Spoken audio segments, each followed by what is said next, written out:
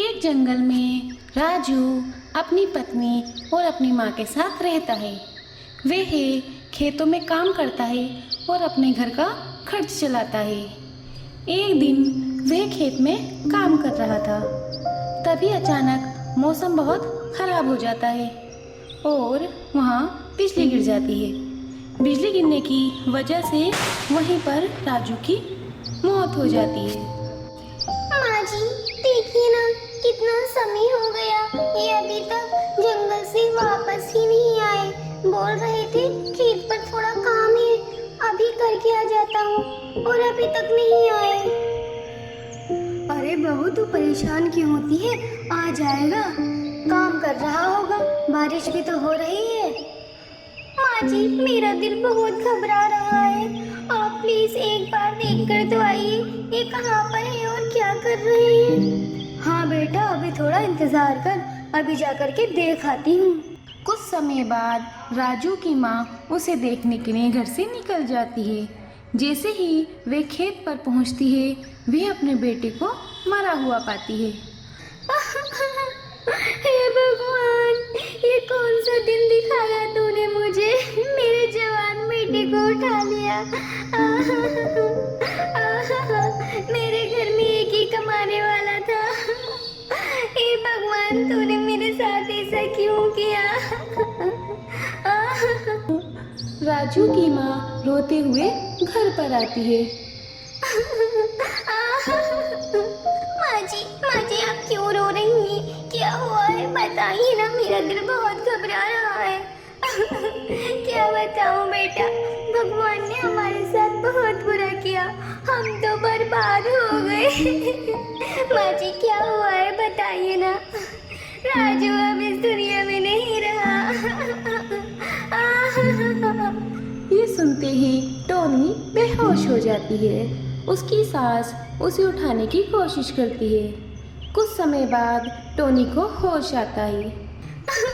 माँ जी, ये कैसे हो गया?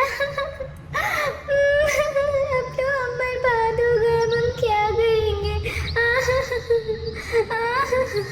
मेरी बच्ची, तू सब्र कर, भगवान सब सही कर देगा।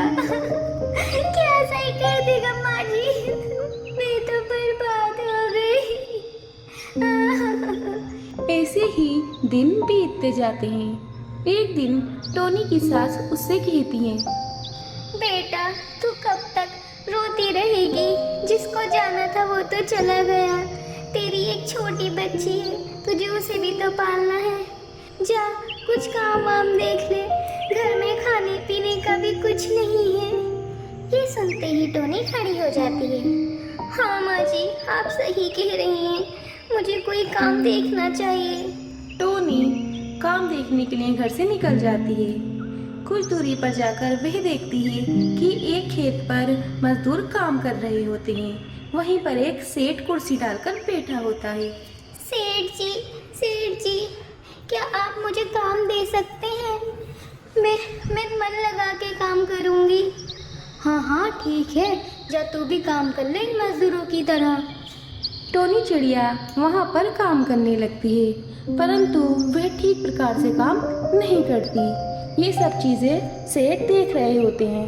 वह टोनी के पास आते हैं और कहते हैं, हे चिड़िया, तू मेरे खेत पर सही से काम नहीं कर रही है, ऐसे में काम नहीं करवा सकता, चल भाग यहाँ से। कहकर सेठ उसे वहाँ से भगा देता है। टोनी चिड़िया परेशान होकर अपने घर आ जाती है। क्या हुआ बेटा, तू क्यों परेशान है? माँ जी, मुझे एक जगह काम मिला तो था, लेकिन मुझसे तो मजदूरी होती ही नहीं, तो उन्होंने मुझे वहाँ से भगा दिया। अब हम क्या करेंगे? बेटा, एक काम कर, हमारे खेत में बहुत सारा गन्ना है, क्यों ना हम गन्ने का जूस बेचने लगे? हाँ माँ जी, आप सही कह रही हैं, मैं कल से ही गन्ने ले जाती हूँ और जूस बनाकर बेचती हूँ। अगले दिन टोनी जूस बेचना शुरू कर देती है। उसका गन्ने का जूस इतना स्वादिष्ट होता है कि जल्द ही वह अपने जंगल में बहुत ज़्यादा प्रसिद्ध हो जाती है और उसके पैसों की समस्या भी बहुत जल्द दूर हो जाती है। जंगल के सभी पक्षी उसके पास आकर गन्ने का जूस पीते हैं और उसके पास अब पैसों की कोई कमी नहीं होती। वह अपने परिवार के साथ खुशी खुशी रहने लगती है। 10 रुपए का जूस, 10 रुपए का जूस, ताज़ा ताज़ा ठंडा ठंडा तरबूज का जूस। कौन पिएगा तरबूज का जूस? एक जंगल में टोनी नाम की एक बूढ़ी चिड़िया रहा करती थी। उसका एक बेटा था। उसका बेटा बहुत आलसी था, बस पूरे दिन पड़ा ही रहता था।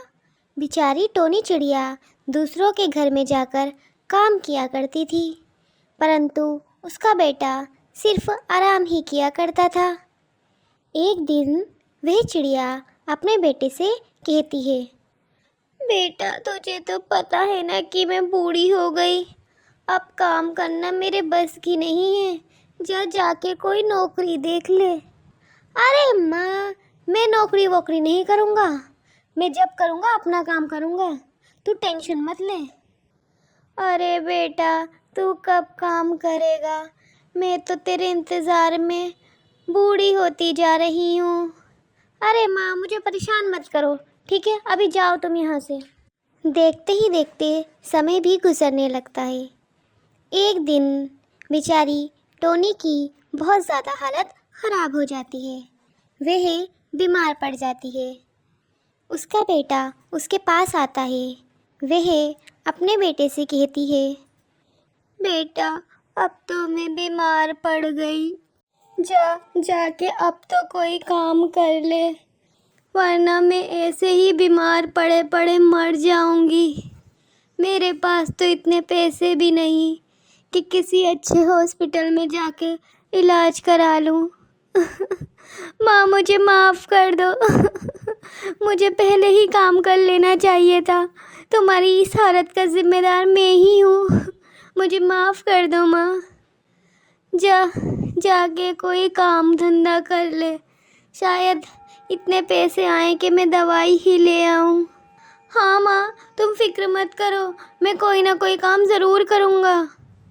ये कहकर काला कौवा घर से निकल पड़ता है। वह एक पेड़ के नीचे बैठ जाता है और सोचने लगता है, इतनी गर्मी हो रही है और मुझे बिल्कुल समझ नहीं आ रहा कि मैं कौन सा काम करूं। मैंने तो आज तक कोई काम नहीं किया है, मुझे तो कोई काम भी नहीं करना आता। कैसे कोई काम किया जाता है मैंने तो ये सीखा ही नहीं। मुझे बिल्कुल समझ नहीं आ रहा कि मैं क्या करूं। वह देखता है कि एक पक्षी तरबूज लेकर घर जा रहा होता है। वह उसे देखकर उसे एक विचार आता है, क्यों ना मैं तरबूज का जूस बेचने लगूं। गर्मियाँ भी हो रही हैं और ये विचार बिल्कुल सही है। मैं अभी जाकर तरबूज लेकर आता हूँ। काला कौवा उड़कर तरबूज के खेत पर पहुँचता है और वहाँ पर जाकर खेत के मालिक से वह तरबूज खरीद लेता है और तरबूज लाकर एक दुकान खोल लेता है। 10 रुपए का जूस, 10 रुपए का जूस, ताज़ा ताज़ा ठंडा ठंडा तरबूज का जूस। कौन पिएगा तरबूज का जूस? उसके चिल्लाते ही बहुत सारे पक्षी वहाँ पर इकट्ठे हो जाते हैं और तरबूज का जूस पीने लगते हैं। वाह, ये तरबूज का जूस तो बहुत ही ठंडा है और बहुत टेस्टी है। हाँ हाँ मैडम जी, आप तरबूज का जूस पीजिए ठंडा ठंडा। देखते ही देखते उसका सारा जूस बिक जाता है। शाम को वह अपने घर जाता है। देख माँ, मैं तेरे लिए पैसे ले आया हूँ, अब मैं तेरा इलाज अच्छे डॉक्टर से कराऊंगा। तूने कहीं कोई चोरी तो नहीं की? नहीं माँ, मैंने चोरी नहीं की है, मैंने तरबूज का जूस बेचा है और अब मैं वही काम करूँगा, उसी से पैसे कमाऊँगा। अब तुझे किसी के घर पे जाकर काम करने की कोई ज़रूरत नहीं है। अगले दिन वह फिर अपनी दुकान पर आ जाता है और ठंडा ठंडा तरबूज का जूस बेचने लगता है।